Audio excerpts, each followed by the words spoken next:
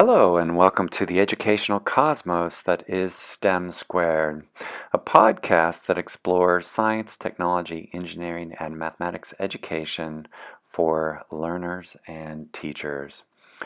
And in today's episode, we are looking at exceptional STEM. And there's many ways that you can think about exceptional STEM. Perhaps you can focus on the quality of the STEM programs that we are providing to our diverse learners. But in this case, we are going to focus on exceptional and exceptionality, also known as special education. And so to start our episode today, we wanted to talk about the challenges of exceptional STEM for neuro, physical, cognitive, and other exceptional diversities. When working with educators and students, many teachers have reported to me the challenge of providing STEM education for their exceptional learners. And the research supports this. We have studies on by Moon and others that have pointed to low participation rates of secondary students in STEM education courses compared to the general population. And in elementary and intermediate education, we oftentimes see teachers commenting that many of their exceptional students are often pulled for math and writing and reading remediation and or other educational needs as required by their IEP. And that creates a challenge for this idea of exceptional and inclusive STEM as those early and very important services at the elementary school level mean that our exceptional students are not getting the depth and breadth of educational experiences they may need in STEM, which then results in lower rates of participation at the secondary level. And so, is it possible for educators to balance the needs of their students' IEPs or individual education plans, which are the education plans that we create in partnership with students and families for the educational services of their children, with a STEM learning and education. And after our quick little news section, we'll talk about some possibilities in adaptive and inclusive STEM. But first, the news.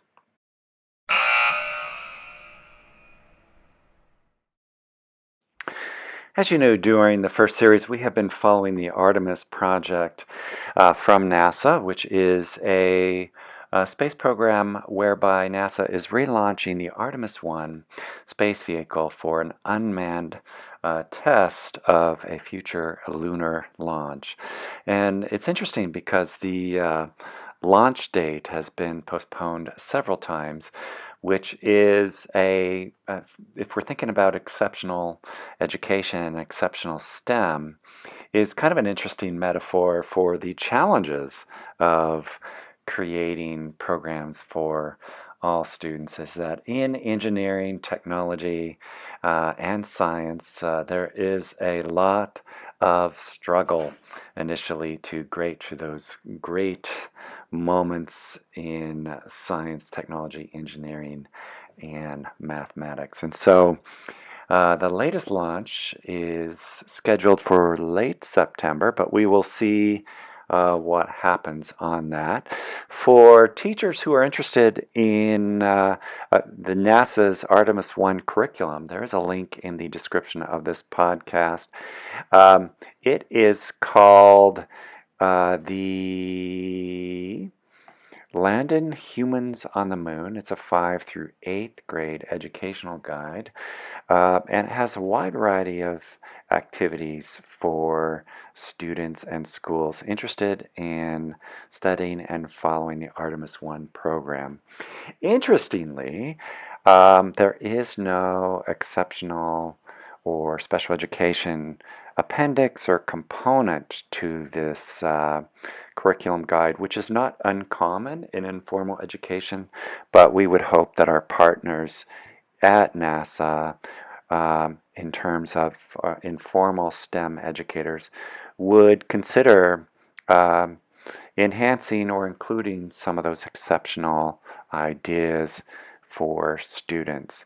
I did do a little further digging on NASA and special education, and there are some resources from NASA um, that you can find, although they're a bit dated from 2004 and 2005.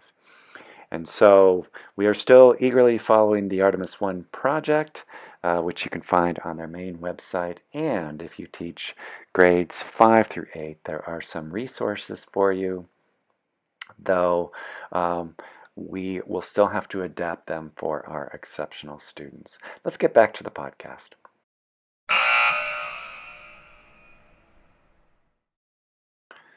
Welcome back. And even though we are aware of the challenges of providing exceptional and inclusive STEM education for our diverse learners, there are many educators that are working hard to enhance and create the inclusive STEM classroom. In a recent paper by Williams, Ernst, and Rossi, they note that having the STEM educator and resource teachers working together in the STEM classroom provides opportunities for our diverse and exceptional learners to be engaged and participate in STEM learning at a higher level than traditional learning models whereby our exceptional learners may be pulled from their STEM classes to work on other important skills.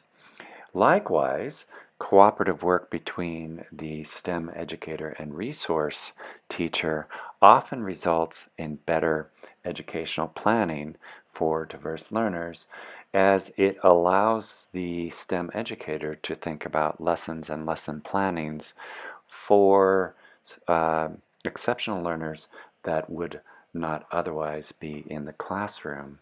And as we wind down our podcast today, it's interesting to think about how STEM educators and special educators might work together on behalf of learners, and how STEM education might look like if we think about the Artemis 1 program, space exploration, observing the phenomenon of the night sky, describing the form and function of the moon, to students with visual exceptionalities and diversities, and who look at the night sky and space exploration maybe a little differently than their teachers.